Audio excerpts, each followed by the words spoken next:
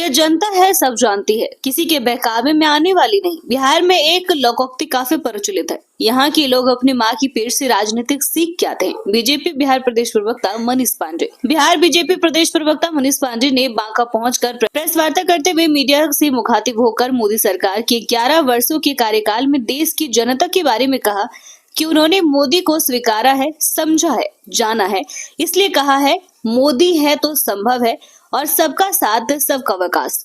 जिस भी बात को उन्होंने देश की जनता से वादा किया उसे अपने एक कार्यकाल अवधि में 5 वर्ष के अंदर पूरा कर उसके विश्वास को जीतने का काम किया है। राजनीति सबको करने का अधिकार है, दिग्भ्रमित क्षणिक रूप से किया जा सकता है, लेकिन सच्चाई की हमेशा जीत होती है। इतिहास इसका गवाह रहा है। जाति जनगणना के बारे में निशाना साधते हुए उन्होंने राजद कांग्रेस महागठबंधन की सरकार को आड़े हाथों लेते हुए बड़ी बात कह दी।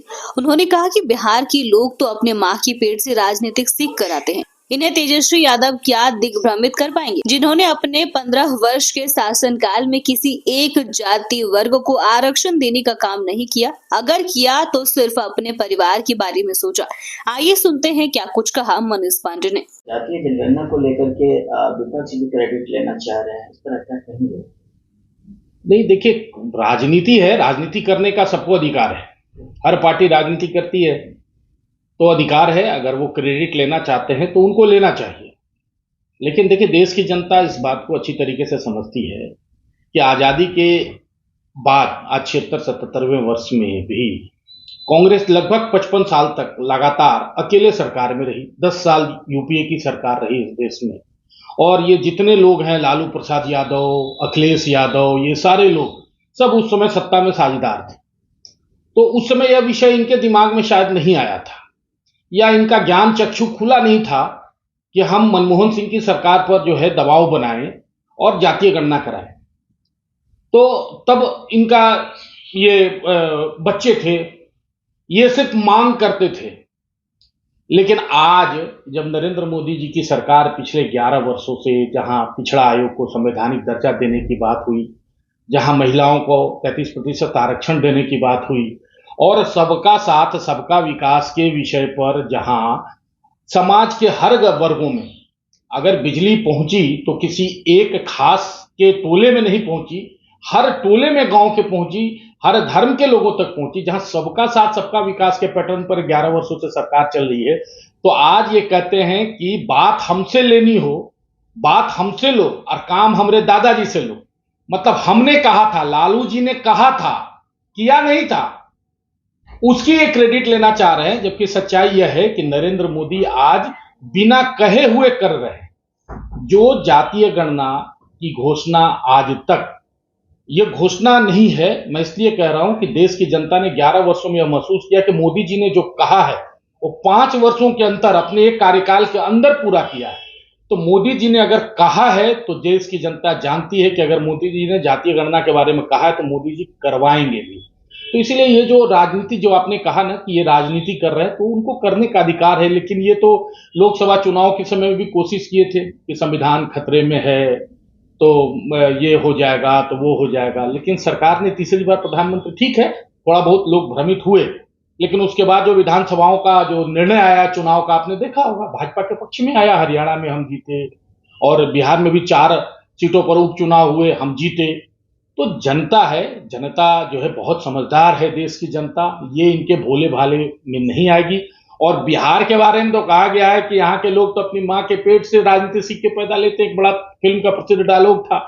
तो ये बिहारियों को तेजस्वी यादव क्या सिखाएंगे, जिसने अपने 15 वर्षों के शासनकाल में किसी एक जाति वर्ग को आरक्षण देने का काम नहीं किया, सिर्फ अपने परिवार को आरक्षण दिया। आज तेजस्वी यादव कहते हैं कि लालू यादव के कारण हुआ, लालू यादव को इसका क्रेडिट देनी चाहिए। अरे भैया, चुल्लू भर पानी में डूब के मरो।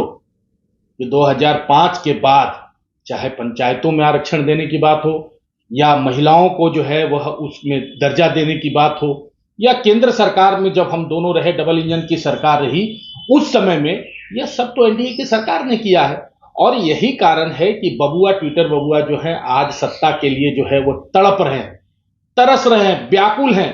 लेकिन बिहार की जनता जो है इनको, ये उपचुनाव में भी 4 सीट में 2 सीट इन्हीं का था। एक तो प्रदेश अध्यक्ष के बेटे लड़ रहे थे और दूसरा सुरेंद्र यादव की सीट थी। उस पर भी इनको मुंह की खानी पड़ी, फिर भी कहते हैं कि बिहार के लोग हमको बहुत प्यार करते हैं। 2025 के चुनाव में बिहार के लोग इनको सही आईना दिखाने वाले हैं कि सिर्फ बोलने से नहीं होता है, जो करता है बिहार की जनता उसी के साथ खड़ी है। पीड़ित परिजनों से कल मिले और सांत्वना भी दिए और साथ साथ पुलिस प्रशासन पे गंभीर आरोप लगाते हुए बहुत भड़ास निकाले, इस पर क्या कहेंगे आप? देखिए, तेजस्वी यादव को कम से कम अपराध पर तो बोलने का अधिकार नहीं। आज बांका की जनता को एहसास है इस बात का, बांका, जमुई, भागलपुर, ये जो क्षेत्र है ना, इस क्षेत्र की जनता को इस बात का, जो जंगल के इर्द गिर्द का जितना इलाका रहा है, इस क्षेत्र के लोगों को यह एहसास है कि 2090 से 2005 तक का जो बिहार था, बल्कि मैं तो कहूंगा कि इस एरिया को ठीक करने में 5-7 साल 10 साल एक्स्ट्रा लगे बिहार की सरकार को, तब जाके यह एरिया जो है यह कंट्रोल में आया। और आज इनके कार्यकर्ता रूप बदलकर, रंग बदलकर, भेष बदलकर आज भी आपराधिक घटनाओं में लिप्त पाए जाते हैं। जब कभी पकड़े जाते हैं तो पता चलता है कहीं ना कहीं उनका राजद से संबंध रहा है। तो तेजस्वी यादव क्या कहेंगे? तेजस्वी यादव एक बार फिर प्रोपगंडा करने के लिए चलते हैं। मैंने कल देखा कि उन्होंने मृत सड़क हादसे में मृत दुर्घटना के व्यक्ति को गए थे घर में, उनके प्रति संवेदना प्रकट की। बहुत अच्छी बात, जाना चाहिए। लेकिन उस इलाके में और भी कई लोगों की मृत्यु हुई है विभिन्न दुर्घटना। इसलिए कह रहा हूं कि मैं, देखिए, जाना चाहिए, वो बहुत अच्छी बात है। उन्होंने कुछ आर्थिक मदद भी की उस परिवार को, वो भी अच्छी बात है। लेकिन आपका दिल कब पसीजता है, क्यों पसीजता है? किसी एक के लिए ही आपका जो है दर्द क्यों उभरता है? यह सवाल तो बनेगा ही ना। उस क्षेत्र में सांप डसने से भी कुछ लोगों की मौत हुई और भी कुछ हुआ, लेकिन आपको उनकी याद नहीं आई। आपको याद आई किसी और की, जो आपको वोट बैंक के हिसाब से सूट करता है, इसलिए सवाल खड़ा होता है। तेजस्वी यादव को देखिए, रग हाँ, तेजस्वी यादव के लिए लोगों का लगा था कि एक बार युवा हैं, एक बार लोगों में उन अपनी आस्था प्रकट हुई थी, लोगों का विश्वास, कोशिश हुआ था जीतने का।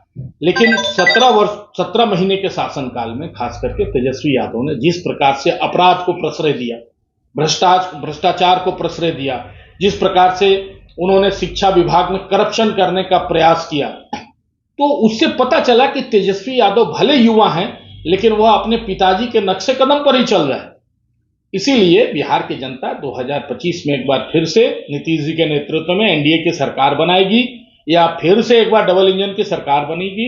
और बिहार ने जिस प्रकार से विकास देखा है, उस विकास का जो क्रम चल रहा है, सिलसिला चल रहा है, वह जो नदी बह रही है, उसमें बिहार की जनता अवरोध पैदा नहीं करेगी।